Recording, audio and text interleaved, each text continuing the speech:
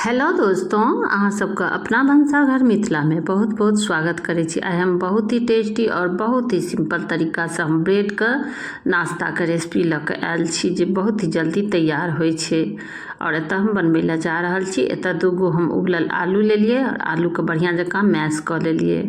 और जैसे कि एहिमे आलू में कोई गुठली लंग्स नहीं रहक चाही, तबे बढ़िया बनै छै। एक बाद एहिमे दऽ देलिए मरीच के पाउडर, काली मिर्च के पाउडर, एतऽ कनी गरम मसाला दऽ देलिए। ओहिके बाद हम 3 से 4 हरी मिर्ची दऽ देलिए, अपना तीखा अनुसार कम ज़्यादा लऽ सकै छी। और एतऽ हम लऽ लेलिए कस्तूरी मेथी का हाथ से क्रश कऽ देलिए जिससे एकर टेस्ट बढ़िया आबै छै। एक बाद हम नमक दऽ देलिए स्वाद अनुसार, सादा नमक या सेंधा कोई नमक लऽ सकै छी। और एतऽ हम 8 से 10 करी पत्ता के काटि के दऽ देलिए। और एतऽ हम दऽ देलिए धनिया और जीरा पाउडर मिक्स, और हींग दऽ देलिए, कनी अदरक के पाउडर दऽ देलिए, आदि लहसुन हरी मिर्ची के पेस्टो लऽ सकै छी। और हमरा बहुत ही कम समय में झटपट बनबै के छलै, ताहि दुआरे दूगो उबलल आलू छलै हमरा पास, तऽ ताहि दुआरे हम एकरा नाश्ता के लेल हम बना रहल छियै। और एकरा बढ़िया जकाँ मिक्स कऽ देलिए। देखियो एहिमे एको रत्ती गुठली और नहीं छै। और मिक्स केला बाद एकदम तैयार भऽ गेलै।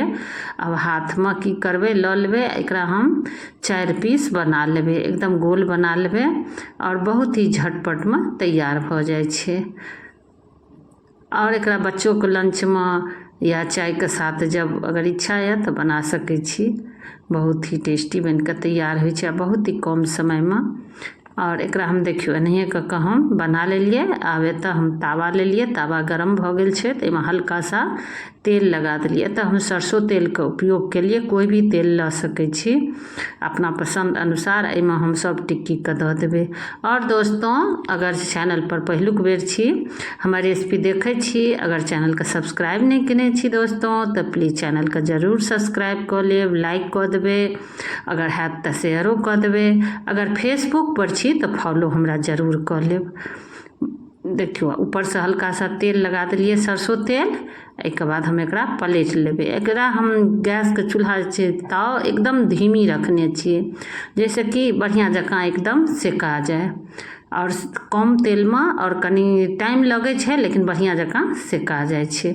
अगर इच्छा या तेल में तले के तो तेलो में तल सकै छियै। और देखियो आ ऊपर से हम हल्का दबा देने छलिए। और देखियो गैस ऑफ कर दिलिए और टिक्की बन के तैयार भऽ गेलै। और एतऽ हम ब्रेड लेने छिए। और एतऽ हम कनी हल्का लऽ लेलिए अरारोट के पाउडर या मैदा, नहीं तो बिना मैदो अरारोटो पाउडर के बनै छै, लेकिन हम एतऽ सोचलिए जे एहिमे हल्का घोल लेबै, हल्का पानी दऽ कऽ। आ एहिमे हल्का हम देखियो बढ़िया जकाँ मिक्स भऽ गेलै। आब एहिमे हम कनी की करबै, ये नमक दऽ देलिए। आ एक बाद एना हम ब्रेड जे छै, जे ब्रेड क्रम हम रखने छिए, उ दऽ के एकरा हम ऊपर से चिपका देबै। आ चारू ओर से हम ब्रेड के नहीं कटलिए, ओना ओकर जरूरत नहीं छै। अगर इच्छा है तो हमरा पास छलै, ताहि दुआरे हम कहलिए दऽ दै छियै। ताहि दुआरे ब्रेड क्रम के उपयोग हम कऽ रहल छी। एतऽ हम ब्रेड लेलिए। और ई ब्रेड जे छै जे ताजा छै। कभी कभार अगर कुछ चटपटा खाए के मन है तो इस तरह के ब्रेड लऽ कऽ बना सकै छी। ओना सब कोई बनेबे करै छथिन, सबको बनबै के तरीका अलग होइ छै। एतऽ हम हल्का सॉस लगा देलिए। और ओहिके बाद देखियो चारू ओर से एक साइड में हम लगा देलिए। ई तीखी वाली छै। एतऽ हम हल्का पतला कऽ देने छिए टोमेटो सॉस का, या टोमेटो केचप या कोई भी सॉस लऽ सकै छी, सब तरह के अबै छै। और एतऽ हम लऽ लेलिए टिक्की, आलू टिक्की।